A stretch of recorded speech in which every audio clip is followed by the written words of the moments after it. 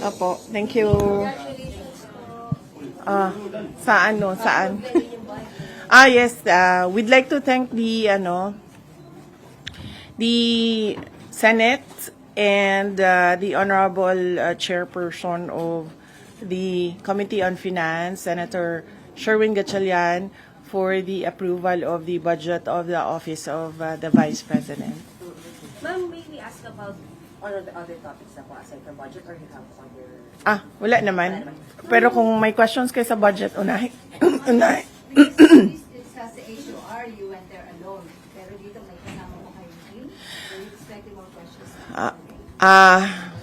Actually, yan yung discussion namin kanina because we were in a meeting. The Office of the Vice President was in a Zoom meeting. And then, wala kaming sagot, ma'am. Ma'am, what can you Hindi ko alam kung bakit mag-isa ako doon sa House of Representatives. And then, suddenly, nandito sila, sumama sila dito. Pero, madami kasi ang mga personnel ng Office of the Vice President na merong some sort of anxiety pag pumupunta sila sa House of Representatives dahil sa mga nangyari noong nakaraang taon. Likely baka yun yung rason bakit ayaw nila ako samahan doon sa HOR. What can you say, VP? Smooth sailing po yung budget niyo dito. Si Senator Bongo sabi gusto pa niyang ibigay yung part ng budget niya sa opisina niya sa inyo. Well, ganun din naman sa House of Representatives. Mabilis lang naman. Mainly because napakaliit kasi nung budget. Tapos, ang karamihan doon are for projects na ginagawa na namin noon pa since 2022. So, wala siyang bago na project. Wala na po kayo sa current present budget niyo or are you requesting ng Especially sa social services, ma'am. Mas madaming matutulungan pag mas malaki yung budget, pero I decided not to submit a bigger budget because alam naman namin na hindi ibibigay yun eh. So parang maglulukuhan lang tayo kung magsasubmit kami ng mas malaking budget, tapos babalik lang din tayo sa kung ano yung nasa NEP ngayon, which is about 900 million. So hindi na kami nag-submit. Can we ask about the welfare check done to your father, ma'am? Ano na pong update po doon? Yung welfare check na yon, usually kasi pag pumupunta yung officials from the Philippine Embassy in the Netherlands, nagsasabi sila at alam namin or alam ng defense team ng mga abogado na pupunta sila. Pero for this one or two, hindi ko pa masigurado kung 2 beses o 1 beses. Pero hindi ko pa masigurado kung 2 beses. Pero sigurado ko na merong 1 beses na pumunta sila na hindi sila nagsabi sa pamilya man na nandoon sa Hague o sa defense team. Nalaman ko na lang siya noong merong report na binigay sa Office of the President. Was there offense taken on your part? No? Yes, ma'am. Oo. Kasi hindi naman sila nag-welfare check eh. Simula nung dumating si dating Pangulong Rodrigo Duterte, pumupunta sila doon for specific reasons, hindi dahil sa welfare check. So, noong nag-file ang abogado ng indefinite adjournment, noong proceedings, suddenly meron ng welfare check na ginawa yung officials ng embassy. At kung makikita mo doon sa report, ay ini-interview nila si dating Pangulong Rodrigo Duterte. And somehow, nagbibigay sila ng, although nagsabi naman sila doon that we leave it to the medical experts, sa assessment ng overall health niya. Pero meron silang mga insinuations doon na para bang silang nag-a-assess ng kanyang kalusugan. And you see malice in that? Of course, yes. I see malice in that. Number 1, they never did a welfare check. Number 2, they did not coordinate with the defense team. They did not inform the defense team or the family members who are at that time in The Hague. And, yun, makikita mo sa report, nag-a-assess sila sa kalusugan. Ma'am, but ICC said it has to have a consent of the detainee daw for them to allow any representative from the government. So we would like to assume, based on their statement, that we are already allowed it. Well, hindi ko na tinanong si Pangulong Duterte kasi ayaw ko na siya ma-stress at ma-distress sa mga nangyari. And ayaw ko na isipin niya na merong mali doon sa mga sinabi niya. So ayaw ko na i-confirm pa sa kanya kung ano yung nangyari doon. The confirmation of the reports that I got a copy of, enough na yon para sa akin na sabihin na na hindi maganda yung kanilang motibo sa pagpunta doon. Dahil unang-una, sinabi ko nga, hindi sila nagpasabi na pupunta sila doon.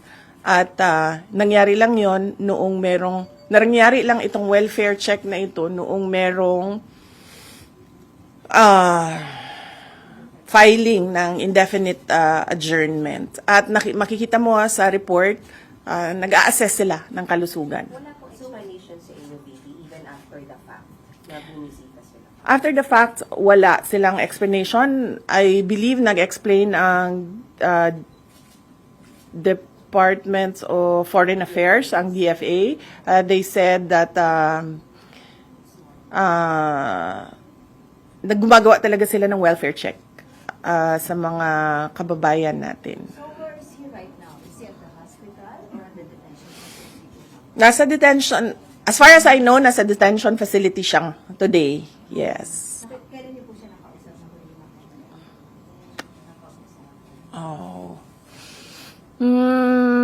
Kailan ba siya? Friday to Friday siya sa akin Friday of last week. No, Friday of last week siya. Ko siya huling ang nakakausap niya araw-araw si Kitty, si Veronica. But earlier today, Veronica messaged me telling me that she's busy today with her examinations. So can I take the call of President Duterte? So I expect him to call this afternoon around between 11 a.m. to 1 p.m. in The Hague. May was the health condition po ni Pangulo? Is he well, unwell? Kamusta po si Pangulo? We will soon know because I believe and I expect the court to litigate the submissions, the petitions of the defense. I mean, the health condition po of your father. Oo. Like ngayon, today, hindi ko pa alam. Hindi ko siya nakausap today. Ma'am, kumusta yung usap niyo nung Friday? How was it po? Last Friday, ano nga ba yung pinag-usapan namin? Nakalimutan ko na. But does he sound well? Does he sound okay? Hindi ko na maalala. Lately, he's been distressed about the flood control talk. So, I'll try to avoid that later. What is he distressed about that? Why is he distressed about that? Kasi, well, sasabihin lang naman kasi ni PRD na sinabi ko na si BBM ay hindi marunong, he's a weak leader, and he doesn't know anything at all about governance. So, Are you distressed the same way as he is about the flood control issue? oh yes ma'am, of course. Sinabi ko na yan noon, hindi naman masama ang loob ko sa ginawa nila sa paninira sa pangalan ko Masama ang loob ko dahil sa ginawa nila sa bayan. Ma'am, regarding the interim release, may country na po ba na papupuntahan si President Duterte? Merong bansa na nagsabi na tatanggapin nila si dating Pangulong Rodrigo Duterte. Hindi ko lang masabi kung saan. Pero sa Asia ba? Hindi ko masabi kung saan, ma'am, kasi hindi ko masabi. Ma'am, your reaction lang dun sa mga lumalabas sa Senate hearings, allegations of bags of money being delivered po kaila Congressman Zaldico, Congressman Romualdez. Do you have any reaction on that? Billions of money po? Well, matagal naman namin na alam yan dahil matagal naman na yan pinag-uusapan. Simula pa lang noong pagpasok namin as President and Vice President, naririnig na namin yung delivery ng mga pera na nakalagay sa mga suitcases. Pero ngayon lang siya lumabas in public dahil merong witness na nagsabi na siya mismo ang nagdadala nung mga suitcases na yon. Hindi siya odd for Martin Romualdez because he was already involved in heavy luggages doon sa Okada case. Kung maalala ninyo, doon sa State of Delaware case sa Amerika, nabanggit na yung pangalan niya doon at nabanggit na rin yung pangalan niya doon na tumatanggap ng pera na nakalagay sa luggages. So, ganun talaga yung modus nila. You weren't surprised? Hindi na ako nagulat, ma'am. Kasi nababalita naman na yan noon. Hindi lang natin napag-usapan in public kasi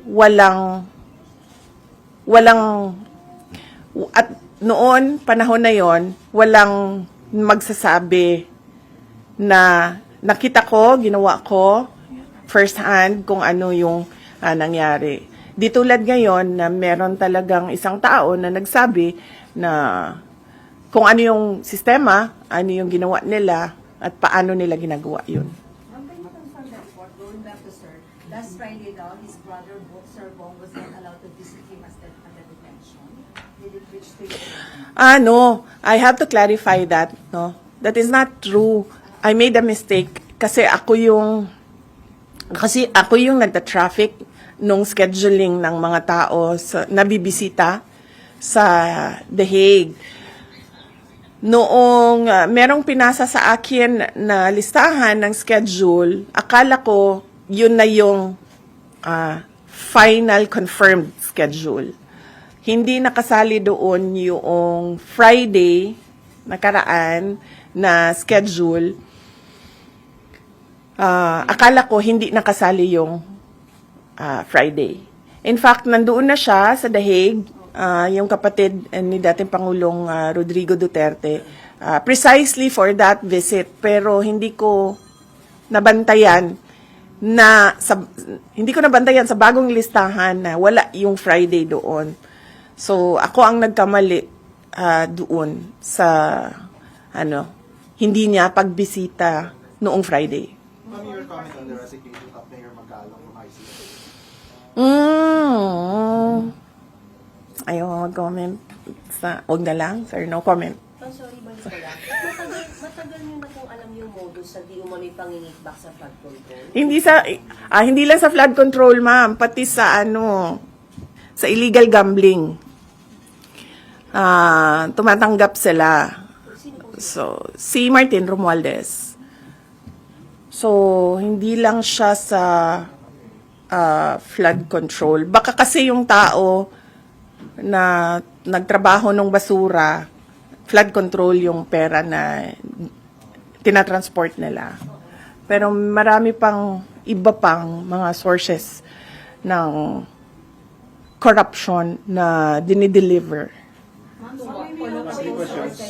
may we know po yung source ng information na ito that they are receiving? Yung mga, ayoko sabihin kasi tatanggalin nila, pag sinabi ko, tatanggalin nila yung tao, wala na tayong, From his office? oh yes. From his office? Dapat lumabas nga yun para makasuhan sila.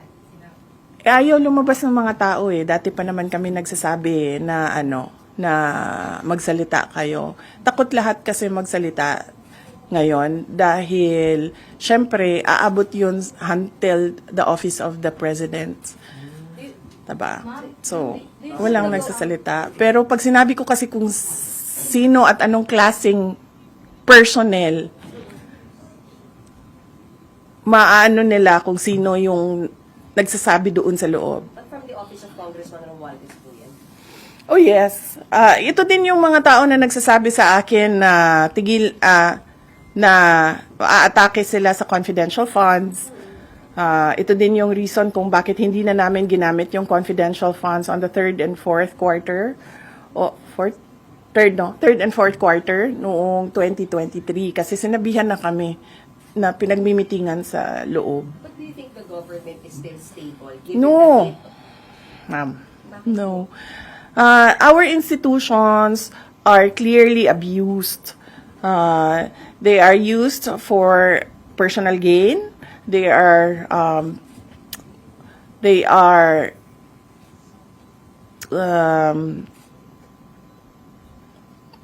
used for personal gain, and we have already seen the testimony of witnesses about corruption, and there is practically nothing happening in our country. Ilang ulit ko na yan sinasabi noon na tigilan yung politika, tigilan yung pansariling pag-una ng pansariling interes kasi walang nangyayari sa ating bansa. Meron ba kayong nakikita at all na project na nakatulong sa ating bayan? Wala. In fact, we ran on the platform of unity and continuity. Ang expectation noon is that there will be continuity on the projects like the build projects of the former administration at yung mga iba pa na nasimulan ni dating Pangulong Rodrigo Duterte, pero wala naman tayong nakita. Last question. Ma'am, sa hangin ng mga Hindi serve as an instrument lang sina Congressman Romualdez. Hanggang ano pa ako dito, hanggang alauna pa ako dito, JC. Ay, sir. Hindi nag-serve as an instrument sina Congressman Romualdez at may kumpasito ni President Bongbong Marcos. Example na lang, noong budget, example na lang ng budget natin. Yung budget natin, ang huling pumipirma dyan, ang Pangulo. Para siya maging batas, para yan ma-operationalize, para natin ma-implement yung batas na yan, kailangan yan ng pirma ng Pangulo. The fact na nagpirmahan sila ng budget na may mga blanco, ibig sabihin, hindi nila binasa or pinabayaan nila na merong mga ganun na blanco. Ma'am, you mentioned na hindi stable ang gobyerno. Sa tingin niyo, kumusta ang moral ng mga sundalos na yung mga nagkukwento na ba sa inyo na mababa ang moral nila? Hindi ko alam. Hindi ako makapagsalita sa moral ng mga sundalo. Siguro mabuti ba ang word na magsalita patungkol sa moral is sila na mismo ang magsabi. Mama-info kayo na si former Senator Trillanes, isa daw doon sa allegedly na pumasok sa ICC. So, check out your RV. Merong mga sinabi na ganun, pero hindi ko siya ma-confirm kasi hindi kami nakakakuha ng information sa loob ng detention unit. Nalaman ko na lang yung welfare check kasi dahil sa report na binigay sa Office of the President. So, bago nun, hindi namin alam yon na information mula sa detention unit. Nakukuha namin tulad nung dinala siya sa hospital dahil dahil nakita siya na walang malay sa sahig ng kanyang kwarto, nakuha namin yon sa hospital personnel. Hindi sa detention unit, hindi sa ICC. Hindi kayo informed by ICC? No, hindi kami hindi kami sinabihan kami na family members, hindi kami sinabihan na may insidente na ganun. Nakuha lang namin yon sa hospital personnel. Madami kasing Pilipino kahit saan ka pumunta, 'di ba, sa buong mundo. Kaya nga hindi makapagtago si Saldico kasi kahit saan ka pumunta, daming Pinoy. So yung hospital personnel nagsabi. When was this? When was this? Kailan po nangyari po? Nakita siyang Hindi ko na maalala. Pero hindi ngayon yon, hindi the moment na lumabas yung statement. Hindi lang ako nagsalita noon. Kasi, parang, ang sabi ko sa lawyer, na pag may mangyari naman na ganyan, kung pwede, magbigay naman sila ng information sa inyo. Kahit hindi na sa pamilya, kasi sa tingin nila, hindi dapat siguro bigyan ng, hindi ko alam kung anong rason nila. Sabi ko kahit sa inyo man lang. And then, sinabi ng lawyer that we will work on this and make sure that this will not happen again. So, hindi na ako nagsalita. Nagsalita na lang ako nung nakita ko yung report sa welfare check. Kasi, para bang hindi kaya ng ICC, hindi kaya ng ICC na i-secure ang dating Pangulong Duterte. Tulad nito, merong pagbisita sa isang agent ng government na ito din yung gobyerno na nagdala sa kanya, nagkidnap sa kanya dito sa Pilipinas, tapos dinala siya sa Hague. May we know yung particular reason bakit po siya nawala ng malay? Any particular illness that led to that activity? Hindi ko alam, ma'am. Hindi ko kasi nakuha talaga yung report, ma'am. Nakuha lang namin siya sa hospital personnel at yung tests na ginawa sa kanya. But was it confirmed po, for example, by the former president, na nangyari na yung incident na yun as reported by the hospital personnel? Tinanong ko siya. Alam ko tinanong din siya ng lawyer. Hindi ko lang alam kung anong mga incidents. But tinanong ko siya kung totoo ba. And then sabi niya, hindi naman yan yung una. Madaming beses na ako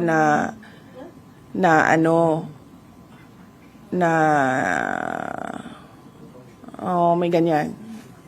Natumba was his term. And Oh. isn't it alarming or...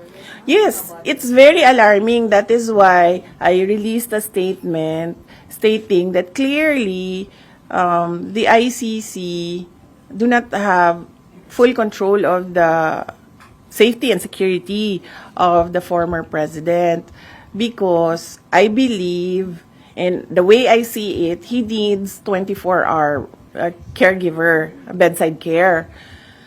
So, yan din yung sinasabi ko sa kanila. Keeping him in without a trial date, without a date for confirmation of charges, it's just plain cruelty ba?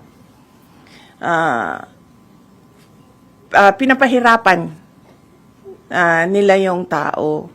Nakadetain siya ng, para ba siyang kinulong ng hindi siya na-convict.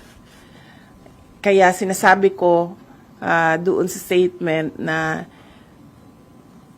for humanitarian purposes, they should give or they should allow the interim release of former President Duterte.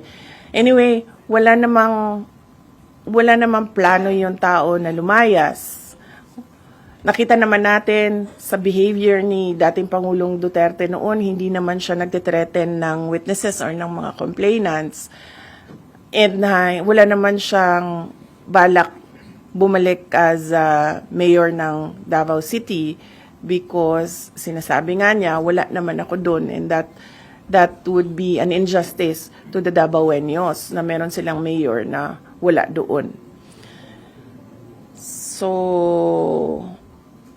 wala nang legal reason ba kung bakit hindi pa ibigay yung interim release? Hindi ko to ask lang. Nagkaroon ng rumored ko dun sa malawakang protesta 2 weeks ago. Meron po bang nakipag-usap sa inyo for a possible change in leadership? Wala, ma'am. Wala sa akin. Baka sila lang gusto maging president. So, sa kanila na yan, ma'am. Ma'am, just to be clear, Hala, yung grabe maging si JC. ma'am, yung last incident na sinabi niyo regarding the health of the former president, alin ho ba yun? Nauna ba yun na nangyari before the welfare check, or the welfare check muna bago nangyari the last incident? Wala kasi sa akin ang timeline ngayon, sir. Wala sa akin ang timeline.